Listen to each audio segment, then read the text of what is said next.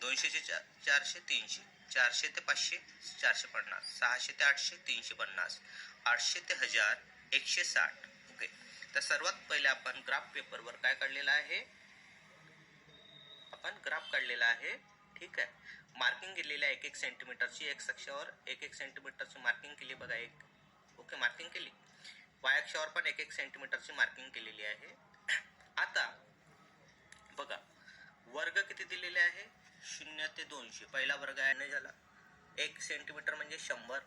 Okay, सोडून दिला मी हा 200. ओके, 200 नंतर पुन्हा 1 सेंटीमीटर सोडवला, मग 400, 1 सेंटीमीटर सोडला 600. म्हणजे 1 सेंटीमीटर 100चे आहे. 100, 200, 300, 400, 500, 600, 700, 800, 900, 1000 आणि नंतर 1200. थोडा इकडे हे झालेला आहे, तुम्ही बरोबर करून घ्या. 1200. ओके.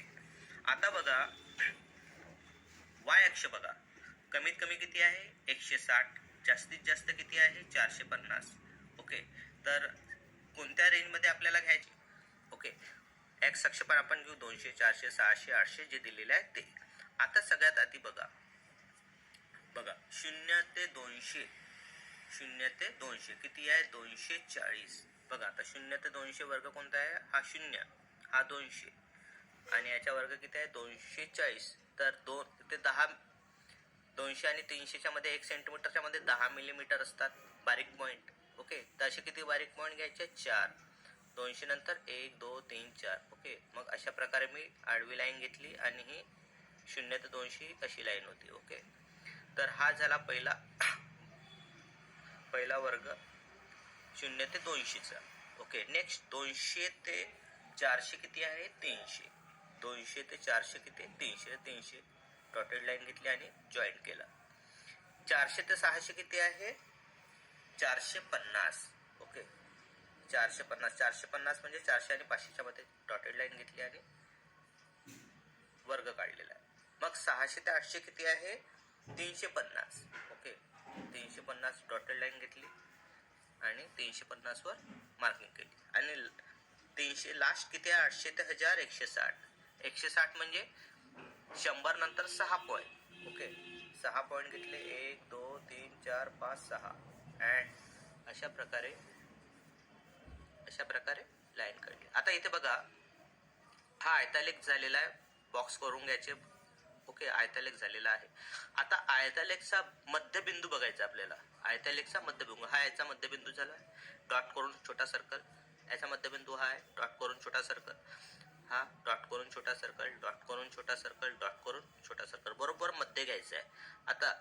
आता बघा अशा प्रकारे हे रेस जॉईन करायचे. मग एक अशा प्रकारे लाईन जॉईनिंग करायची, स्ट्रेट लाईन. ओके, मग आता शेवटला जो आहे तो एक्स अक्षाला जॉईंट होतो म्हणजे 0 त्याची वर्ग असतो. बघा आता हा पॉइंट याच्या 0ला हे केलेला आहे मी जॉईंट आणि इकडे हा पॉइंट 1000 आणि 1200च्या मध्ये 1100ला जॉईंट झालेला आहे. ओके, 1000 आणि 1200च्या मध्ये.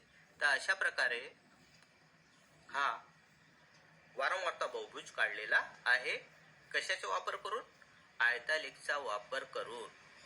समजा आपण आयतालेखचा वापर केलेला नाही तर तुम्हाला याच्या प्रत्येकाचा मध्यबिंदू घ्यायला लागेल. 0 आणि 200च्या मध्यबिंदू 100. ओके, 200 400च्या मध्यबिंदू 300. अशा प्रकारे प्रत्येकाचा आपल्याला काय घ्यावं लागेल, मध्यबिंदू घ्यावा लागेल. ओके, अशी डॉटेड लाईन तुम्ही दाखवू शकता. प्रमाण बघा, एक्स अक्ष 1 सेमी बरोबर 100 रुपये. हा 1 सेमी आहे, मार्किंग म्हणजे 1 सेमी किती रुपये आहे 100. 1 सेमी इथे 100 नाही लिहिले मी. ओके, 100. वाय अक्षावर 1 सेमी म्हणजे 100 कुटुंबे. बघा 100च्या पाडा आहे. ओके, आणि काय होते कुटुंब. ओके, तर अशा प्रकारे 1 सेमी म्हणजे वाय अक्षावर 100 कुटुंबे. तर यावर आधारित एक सेम टू सेम एक्झाम्पल देतो तुम्हाला.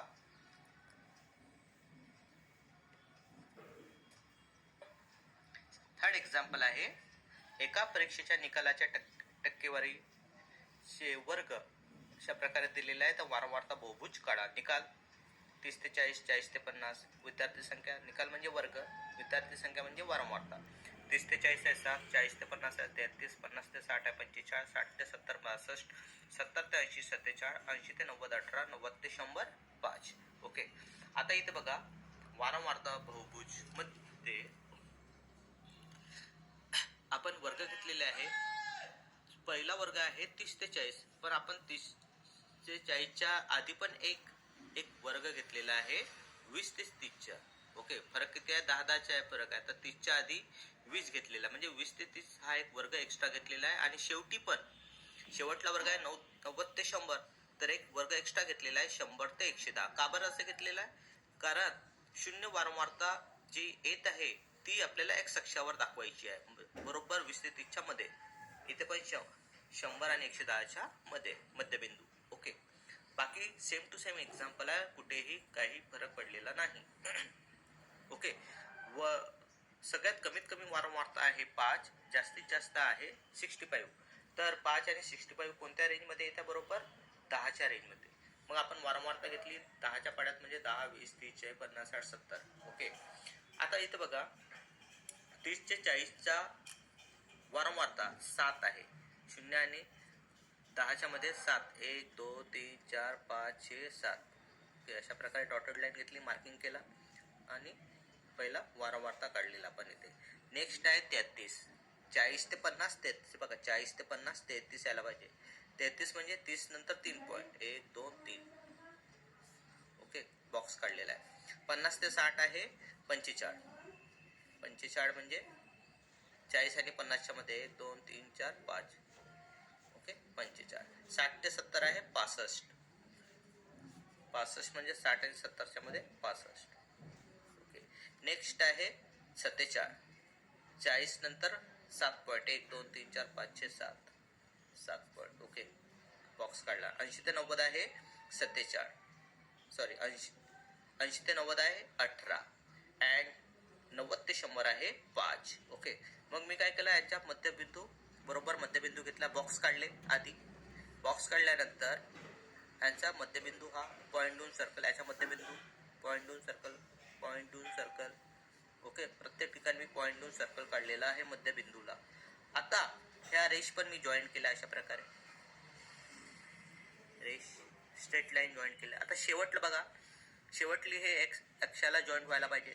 हा मध्यबिंदू आणि याच्या मध्यबिंदू ही शेवटली लाईन जॉईन केली इथे अशा प्रकारे. आता ह्याच्या मध्यबिंदू आणि हा 100 आणि 110च्या मध्यबिंदू हा पॉईंट 2 सर्कल घेतला, शेवटी असे जॉईन केला. आता बघा हे पूर्ण झालेलं आहे. तर अशा प्रकारे हा वारंवारता बहुभुज आयतालेखचा वापर करून आपण काढलेला आहे. यावर आधारित होमवर्क देत आहे. खालील सामग्रीवरून वारंवारता बहुभुज काढा. मुलाचे वजन वर्ग, मुलांची संख्या, वारंवारता. 18 ते 19 4, 19 ते 20 13, 20 ते 21 15, 21 ते 22 19, 22 ते 23 17, 23 ते 24 6. त्यानंतर संकीर्ण प्रश्नसंग्रहाचा उदाहरण 9. नेक्स्ट संकीर्ण प्रश्नसंग्रहाचा उदाहरण 10. नेक्स्ट संकीर्ण प्रश्नसंग्रहाचा उदाहरण 11. नेक्स्ट संकीर्ण प्रश्नसंग्रहाचा उदाहरण 13.